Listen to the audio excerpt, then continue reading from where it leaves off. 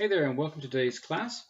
Today we are going to install a package that's not present. So here I can give a demonstration of a particular package that I want called XXD. It is not installed. It says command not found. So here's how you add something that you need. Go to your C drive, go to Cygwin downloads, and run setup.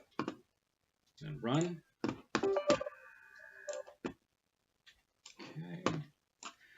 All right. And these you just click through. That should already be chosen. Okay.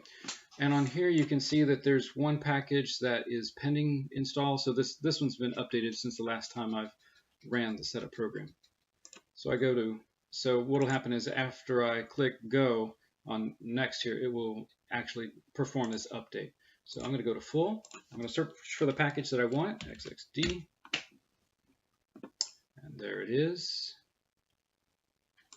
So click it. So here's how this works, is that one click, you see a version number instead of skip.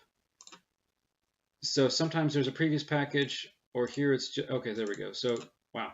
So here you not install. This is install the current version, install one back, install two back, or skip. Okay, so you just click once. That's all you got to do, and then click next. So now it's going to install the updated min TTY, which was pending, and then also my XXD that I actually wanted to install this time.